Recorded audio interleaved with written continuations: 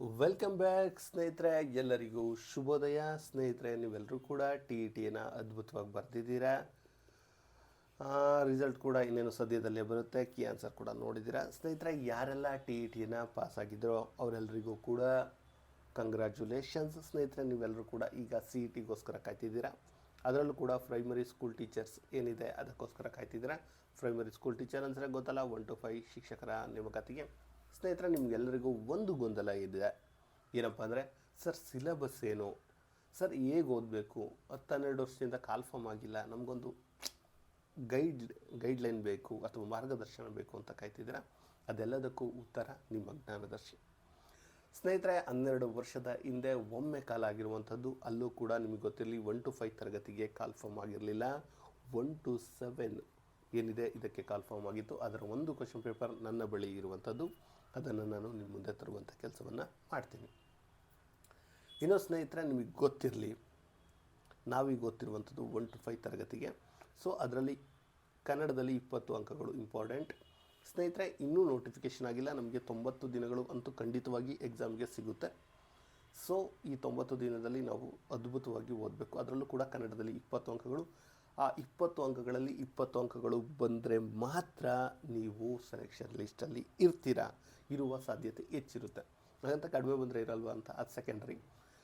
ತುಂಬ ಈಸಿಯಾಗಿರುವಂತಹ ಸಬ್ಜೆಕ್ಟ್ನಲ್ಲಿ ನಾವು 20 ಅಂಕಗಳನ್ನು ಪಡೆದುಕೊಂಡ್ರೆ ನಮ್ಮ ಆತ್ಮವಿಶ್ವಾಸ ಹೆಚ್ಚಾಗುತ್ತೆ. ಆ ಕಾರಣದಿಂದ ಇನ್ನೂ ನೋಟಿಫಿಕೇಷನ್ ಆಗೋದಕ್ಕೂ ಮುಂಚೆ ನಾವು ಕನ್ನಡವನ್ನು ಕಂಪ್ಲೀಟಾಗಿ 20 ಅಂಕಗಳನ್ನು ನಮ್ಮ ಜೇಬಲ್ಲಿ ಇಳಿಸ್ಕೋಬೇಕು. ಅಂದರೆ ನೀವು ನನ್ನ ಕ್ಲಾಸನ್ನು ನೋಡಬೇಕು.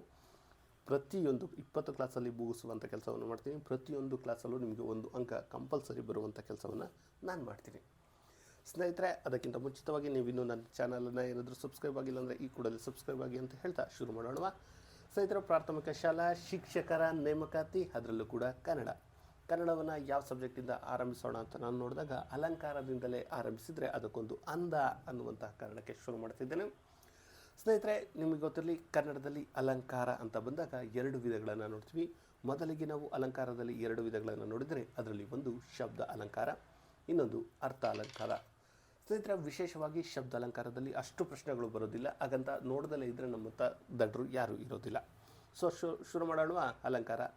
ಸ್ನೇಹಿತರೆ, ಅಲಂಕಾರದಲ್ಲಿ ಅದರಲ್ಲೂ ಕೂಡ ಶಬ್ದ ಅಲಂಕಾರದಲ್ಲಿ 3 ವಿಧಗಳು. ಒಂದು ಅನುಪ್ರಾಸ, ಮತ್ತೊಂದು ಯಮಕ, ಮತ್ತೊಂದು ಚಿತ್ರಕವಿತ್ವ. ಸಿಂಪಲ್. ಅಲಂಕಾರದಲ್ಲಿ 2 ವಿಧ: ಶಬ್ದ ಅಲಂಕಾರ, ಅರ್ಥ ಅಲಂಕಾರ. ಅರ್ಥ ಅಲಂಕಾರದಲ್ಲಿ 3 ವಿಧ: ಅನುಪ್ರಾಸ, ಯಮಕ, ಚಿತ್ರಕವಿತ್ವ. ಇನ್ನು ಅನುಪ್ರಾಸ ಸಿಂಪಲ್. ಅನುಪ್ರಾಸ ಅಂದರೆ ಅನುಪ್ರಾಸದಲ್ಲಿ 2 ವಿಧಗಳನ್ನು ನೋಡ್ಬೋದು. ಒಂದು ವೃತ್ತಾನುಪ್ರಾಸ, ಇದೊಂದು ಚಕ್ರಾನುಪ್ರಾಸ. ಹಾಗಾದರೆ ವೃತ್ತಾನುಪ್ರಾಸ ಅಂದರೆ ಒಂದೇ ವ್ಯಂಜನ ಪದೇ ಪದೇ ಬಂದರೆ ಅದನ್ನು ವೃತ್ತಾನುಪ್ರಾಸ ಅಂತಾರೆ. ಸಿಂಪಲ್, ಒಂದೇ. ನೋಡಿ, ತುಪ್ಪದ ಮಾತಿಗೆ ತುಪ್ಪದ ಮಾತಿಗೆ ಒಪ್ಪಿಕೊಂಡ ತಿಪ್ಪೆ ಪಾಲಾದ ಪ. ಹೀಗೆ ಒಂದೇ ಪದ ರಿಪೀಟ್ ಆದರೆ ಒಂದೇ ಸೆಂಟೆನ್ಸಲ್ಲಿ ಅದನ್ನು ವೃತ್ತಾನುಪ್ರಾಸ ಅಂತ ಕರೀತಾರೆ. ಸಿಂಪಲ್. ಒಂದು ಪದ ರಿಪೀಟ್ ಆದರೆ ಅದನ್ನು ವೃತ್ತಾನುಪ್ರಾಸ. ಇನ್ನು ಚಕ್ರಾನುಪ್ರಾಸ ಅಂದರೆ 2 ವ್ಯಂಜನಗಳು ಒಟ್ಟಿಗೆ ಬಂದರೆ ಅದನ್ನು ಚಕ್ರಾನುಪ್ರಾಸ ಅಂತಾರೆ. ಸಿಂಪಲ್. 2 ಪದಗಳು, ಒಂದು ಬಂದರೆ ವೃತ್ತಾನುಪ್ರಾಸ, 2 ಬಂದರೆ ಚಕ್ರಾನುಪ್ರಾಸ. ಮಾಡಿ ಕೆಟ್ಟರು ಮನವಿಲ್ಲದೆ, ನೀಡಿ ಕೆಟ್ಟರು ನಿಜವಿಲ್ಲದೆ. ಸಿಂಪಲ್ ಅಲ್ವಾ? ಅರ್ಥ ಆಯ್ತಾ? ಅನುಪ್ರಾಸ ಆಯಿತು ಶಬ್ದ ಅಲಂಕಾರದಲ್ಲಿ. ಇನ್ನುಳಿದಿರುವಂಥದ್ದನ್ನು ನೋಡೋಣ. ಯಮಕ ಸಿಂಪಲ್.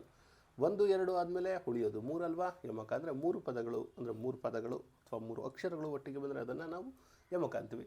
ಅಲ್ಲಿಗಲ್ಲಿಗೆ ಬೆಳೆದ ಬೆಳೆಗಳಿಂ ಮಳೆಗಳಿಂ, ದಲ್ಲಿಗಲ್ಲಿಗೆ ವನಸ್ಥಳಗಳಿಂ ಕೊಳಗಳಿಂ. ಅಂದರೆ ಇಲ್ಲಿ 3 ಅಕ್ಷರಗಳು ಒಟ್ಟಿಗೆ ಬಂದರೆ ಅದನ್ನು ಯಮಕ ಅಂತ ಕರೀತಾರೆ. ನೋಡಿ, 3 ಅಕ್ಷರಗಳು ಒಟ್ಟಿಗೆ ಬಂದರೆ ಇದನ್ನು ಯಮಕ ಅಂತ ಕರೀತಾರೆ. ಸಿಂಪಲ್ ಆಯಿತು. ಇನ್ನುಳಿದಂಥದ್ದು ಚಿತ್ರಕವಿತ್ವ. ಚಿತ್ರಕವಿತ್ವ ಅಂದರೆ ಒಂದೇ ಪದ ಪದೇ ಒಂದೇ ಪದವನ್ನು ಬಳಸಿ ಕವಿತನ ಮರದ ಮಾತನ್ನು ಹೊರ ಹಾಕಿದರೆ ಅದನ್ನು ಚಿತ್ರಕವಿತ್ವ ಅಂತ ಕರಿತೀವಿ. ಇಲ್ಲಿ ನೋಡಿ, ಹೀಗಿದೆ: ನಂದನ ನಂದನ ನಿನ್ನು ನಂದನ ಮೈ ಮುಂದೆಂದಿದೆ ಅಂತ ಏನಿದೆ ಇಲ್ಲಿ ನೋಡಿ, ಒಂದೇ ಅಕ್ಷರ ನ, ಅದಕ್ಕೆ ದ ಇದೆ, ಮಾ ಇದೆ, ಅಷ್ಟೇ. 3 ಅಕ್ಷರದಲ್ಲಿ ಈ ಸೆಂಟೆನ್ಸನ್ನು ಕಂಪ್ಲೀಟ್ ಮಾಡಿದ್ದಾರೆ. ಇದನ್ನೇ ಕವಿಯ ವರ್ಣನೆ, ಕವಿಯ ವಿಶೇಷ ಅಥವಾ ಚಿತ್ರಕವಿತ್ವ ಅಂತ ಕರೆಯುವಂಥದ್ದು. ಸ್ನೇಹಿತರೆ, ಕ್ಲಿಯರ್ ಆಯಿತು ಅಂದ್ಕೊಳ್ತೀನಿ. ಅಲಂಕಾರದಲ್ಲಿ 2 ವಿಧ: ಶಬ್ದ ಅಲಂಕಾರ, ಮತ್ತೊಂದು ಅರ್ಥ ಅಲಂಕಾರ. ಶಬ್ದ ಅಲಂಕಾರದಲ್ಲಿ ಅನುಪ್ರಾಸ, ಯಮಕ, ಚಿತ್ರಕವಿತ್ವ. ಇದರಲ್ಲಿ 2 ವಿಧಗಳು ಬರುತ್ತೆ. ಒಂದು ವೃತ್ತಾನುಪ್ರಾಸ, ಇನ್ನೊಂದು ಚಕ್ರಾನುಪ್ರಾಸ. ವೃತ್ತಾನುಪ್ರಾಸ ಅಂದರೆ 1 ಅಕ್ಷರಗಳು, ಇದು ಚಕ್ರಾನುಪ್ರಾಸ ಅಂದರೆ 2 ಅಕ್ಷರಗಳು, ಯಮಕ ಅಂದರೆ 3 ಅಕ್ಷರಗಳು, ಚಿತ್ರಕವಿತ್ವ ಅಂದರೆ 1 ಅಕ್ಷರದಲ್ಲಿ ಎಲ್ಲವನ್ನ ಹೇಳುವಂಥದ್ದು. ಕ್ಲಿಯರ್ ಆಗಿದೆ ಅಂತ ಭಾವಿಸ್ತಾ ಈಗ ಅರ್ಥ ಅಲಂಕಾರ ಅಂದರೆ ಏನು ಅಂತ ನೋಡೋಣ. ಸ್ನೇಹಿತರೆ, ಅರ್ಥ ಅಲಂಕಾರದಲ್ಲಿ 6 ವಿಧಗಳು ಬರುತ್ತೆ. ಅದರಲ್ಲಿ ಮುಖ್ಯವಾಗಿ ಉಪಮಾ ಅಲಂಕಾರ. ಓಕೆ, 2 ವಸ್ತುಗಳ ನಡುವೆ ಹೋಲಿಕೆ ಮಾಡಿದೆ ಉಪಮಾ ಅಲಂಕಾರ ಹೋಲಿಕೆ ಮಾಡುವಂಥದ್ದು. ಈಗ ಅಲ್ಲಿ ಉಪಮೇಯ, ಉಪಮಾನ ಮತ್ತು ವಾಚಕ ಇರಬೇಕು. ಈಗ ನೋಡಿ, ಅಲ್ಲಿಲ್ಲದ ಬಾಯಿ ಎನ್ನುವಂಥದ್ದು ಉಪಮೇಯ. ಇಲಿಯ ಬಿಲ ಅದಕ್ಕೆ ಹೋಲಿಕೆ ಮಾಡಿದ್ವಿ, ಅದು ಉಪಮಾನ ಆಗುತ್ತೆ. ವಾಚಕ ಅಂದರೆ ದಂತೆ ಎನ್ನುವಂಥದ್ದು. ಸಿಂಪಲ್ ಸ್ನೇಹಿತರೆ. ದಂತೆ ಹಾಗೆ ಹಿಂಗೆ ಅಂತ ಏನೇನು ಬಂತು ಅಂದರೆ ಅದು ಉಪಮಾವಾಚಕ. ಒಳೆಯ ದಂಡದಲ್ಲಿರುವ ಕರಿಕೆಯ ರಸಬಳ್ಳಿ ಹಾಗೆ, ಒಳೆಯ ದಂಡದಲ್ಲಿರುವಂಥದ್ದು ಉಪಮೇಯ, ಉಪಮಾನ ಹೋಲಿಕೆ ಮಾಡುವಂಥದ್ದು. ಇದಕ್ಕೆ ರಸಬಳ್ಳಿ, ಕರಿಕೆಯ ರಸಬಳ್ಳಿ ಹಂಗೆ ಅನ್ನುವಂಥದ್ದು. ಇಲ್ಲಿ ನೋಡಿ, ಉಪಮೇಯ ಮಗುವಿನ ಮುಖವು ಏನಿದೆ ಅದು ಉಪಮೇಯ. ಆದರೆ ಯಾವುದು ಕಮಲ ಅನ್ನುವಂಥದ್ದು ಏನು ಹೋಲಿಕೆ ಮಾಡ್ತಾರೆ ಅದು ಕಮಲ, ಉಪಮಾನ. ದಂತೆ ಅನ್ನುವಂಥದ್ದು ಉಪಮಾ ವಾಚಕ ಎನ್ನುವಂಥದ್ದು. ಕ್ಲಿಯರ್. ಇನ್ನು 2ನೇದು ಮುಖ ಅಂದರೆ 2 ವಸ್ತುಗಳ ನಡುವೆ ವ್ಯತ್ಯಾಸವೇ ಇಲ್ಲದಂತೆ ಹೇಳುವಂಥದ್ದು ರೂಪಕ ಅಲಂಕಾರ. ಚಂದ್ರಮುಖಿ, ಚಂದ್ರನಂತೆ ಮುಖಿ ಅಂತೀವಿ, ಚಂದ್ರಮುಖಿ ಎನ್ನುವಂಥ ಹೋಲಿಕೆ ಮಾಡುವಂಥದ್ದೇ ನಾವು ಈಗ ಇದನ್ನು ರೂಪಕ ಅಲಂಕಾರ ಎನ್ನುವಂಥದ್ದು. ಹೋಲಿಕೆನೇ ಇಲ್ಲ, ಡೈರೆಕ್ಟಾಗಿ ಹೇಳುವಂಥದ್ದು. ಸೀತೆಯ ಮುಖ ಕಮಲ, ಇದು ರೂಪಕ ಅಲಂಕಾರ. ಇನ್ನು 3ನೇದು ಉತ್ಪ್ರೇಕ್ಷ ಅಲಂಕಾರ, ಓವರಾಗಿ ಬಿಲ್ಡಪ್ ಕೊಡುವಂಥದ್ದು. ನೋಡಿ, ಇಲ್ಲಿ ಸೀತೆಯ ಮುಖ ಕಮಲವೋ ಎಂಬಂತೆ ಅರಳಿತು ಎನ್ನುವಂಥದ್ದು. ಕಮಲವೇ ಅನ್ನುವಂತೆ ಅರಳಿತು. ಹೇಳ್ತಾರಲ್ಲ, ರಾಮ ಅಯೋಧ್ಯೆಯಲ್ಲಿ ರಾಮ ಹೋಗ್ತಾ ಇದ್ದರೆ ಇಡೀ ಅಯೋಧ್ಯೆಯ ಅವನಿಂದೆ ರೂಪದಿಂದ ಹೋಗ್ತಿತ್ತು ಅಂತ ಏನು ಹೇಳ್ತಾರೆ ಅದು ಅರ್ಥ ಆಯಿತು ಅಂತ ಭಾವಿಸ್ತೀನಿ. ಇನ್ನು ದುಷ್ಟ ಅಂತ ಅಲಂಕಾರ, 2 ವಾಕ್ಯಗಳು ಒಂದೇ ಥರ ಇರುವಂಥದ್ದು.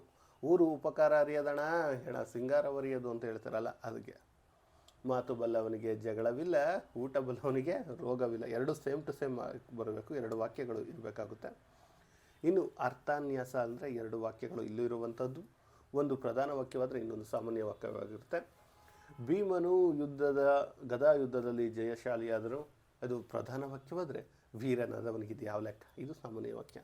ಇನ್ನೊಂದು ಪರಮಾತ್ಮನು ಭಕ್ತರನ್ನು ಕಾಪಾಡುತ್ತಾನೆ, ಪ್ರಧಾನ ವಾಕ್ಯ. ಪ್ರಹ್ಲಾದನಿಗೆ ಕಷ್ಟ ಬಂದಾಗ ಪರಮಾತ್ಮ ಕಾಪಾಡಿದ. ಇನ್ನು ನಾನು ಪರೀಕ್ಷೆಯಲ್ಲಿ ಪಾಸಾದೆ, ಬುದ್ಧಿವಂತರಿಗೆ ಪರೀಕ್ಷೆ ಯಾವ ಲೆಕ್ಕ ಅನ್ನುವಂಥದ್ದು, ಇದು ಅರ್ಥಾನ್ಯಾಸ ಅಲಂಕಾರ. ಇನ್ನು ಉಳಿದಂಥದ್ದು ಶೇಷ ಅಲಂಕಾರ. ಒಂದೇ ಪದ ಬೇರೆ ಬೇರೆ ಸನ್ನಿವೇಶದಲ್ಲಿ ಬೇರೆ ಬೇರೆ ಅರ್ಥವನ್ನು ಕೊಟ್ಟರೆ ಶ್ಲೇಷ ಅಲಂಕಾರ ಅಂತ ಕರೀತಾರೆ. ಹೊಳೆಯ ಮರಳು ಹೊಳೆಯುತ್ತಿತ್ತು. ಹೊಳೆ ಅನ್ನುವಂಥದ್ದು ನದಿಯನ್ನು ಗುರುತಿಸಿದರೆ, ಇದು ಮರಳು ಹೊಳೆಯುತ್ತಿತ್ತು ಅಂದರೆ ಹೊಳಪನ್ನು ಗುರುತಿಸುತ್ತೆ. ಇದನ್ನು ಶ್ಲೇಷ ಅಲಂಕಾರ ಅಂತ ಕರೀತಾರೆ. ಸ್ನೇಹಿತರೆ, ಕ್ಲಿಯರ್ ಅಂತ ಅಂದ್ಕೊಂಡಿದ್ದೀನಿ. ಅರ್ಥಾಲಂಕಾರ, ಶಬ್ದಾಲಂಕಾರ. ಶಬ್ದಾಲಂಕಾರದಲ್ಲಿ 3 ವಿಧ: ಅನುಪ್ರಾಸ, ಯಮಕ, ಚಿತ್ರಕವಿತ್ವ. ಇನ್ನು ನಮ್ಮ ಅರ್ಥ ಅಲಂಕಾರದಲ್ಲಿ ಬಂದಾಗ ರೂಪಕ, ಉಪಮಾನ, ರೂಪಕ, ಉತ್ಪ್ರೇಕ್ಷ, ದುಷ್ಟಾಂತ ಅಲಂಕಾರ, ಶ್ಲೇಷ ಅಲಂಕಾರ ಎನ್ನುವಂಥದ್ದು ನಿಮಗೆ ಗೊತ್ತಿರಬೇಕಾಗಿರುವಂತಹದ್ದು. ಅರ್ಥಾನ್ಯಾಸ ಅಲಂಕಾರನೂ ಕೂಡ ಇರುವಂಥದ್ದು. ಇಷ್ಟು ಸ್ನೇಹಿತರೆ, ಇದರಲ್ಲಿ ನಿಮಗೆ 1 ಅಂಕ ಅಂತೂ ಕಂಪಲ್ಸರಿ ಬರುವಂಥದ್ದು. ಸ್ನೇಹಿತರೆ, ನಾನು ಸಿಂಪಲ್ ಆಗಿ ಕನ್ನಡವನ್ನು ನಿಮ್ಮ ಮುಂದೆ ಇಡುವಂಥದ್ದು. ಕೇವಲ ಕನ್ನಡ ಅಲ್ಲ, ಎಲ್ಲ ಸಬ್ಜೆಕ್ಟನ್ನು ಇಡ್ತೀನಿ. ಸಿಂಪಲ್ ಆಗಿ 1 ಅಂಕ. ನೀವು ಇನ್ನೆಂದೂ ಅಲಂಕಾರದ ಬಗ್ಗೆ ತಲೆ ಕೆಡಿಸ್ಕೊಳ್ಳೋ ಅವಶ್ಯಕತೆ ಇಲ್ಲ. ಈ ವಿಡಿಯೋನ ನೋಡಿದರೆ ಅಷ್ಟು ಕ್ಲಿಯರಾಗಿ ಹೇಳಿದ್ದೀನಿ ಅಂತ ನಾನು ಭಾವಿಸ್ತಿದ್ದೇನೆ. ಒಂದು ವೇಳೆ ನಾನು ಹೇಳಿರೋದು ಸರಿ ಇದ್ದರೆ, ಈ ವಿಡಿಯೋ ಇಷ್ಟ ಆದರೆ ತಪ್ಪದೇ ಒಂದು ಲೈಕ್ ಮಾಡಿ, ಹಾಗೂ ನಿಮ್ಮ ಸ್ನೇಹಿತರಿಗೆ ಶೇರ್ ಮಾಡೋದನ್ನು ಮರಿಬೇಡಿ ಅಂತ ಹೇಳ್ತಾ ಈ ವಿಡಿಯೋನ ಇಲ್ಲಿಗೆ ಮುಗಿಸ್ತಿದ್ದೇನೆ. ಧನ್ಯವಾದಗಳು ಫ್ರೆಂಡ್ಸ್.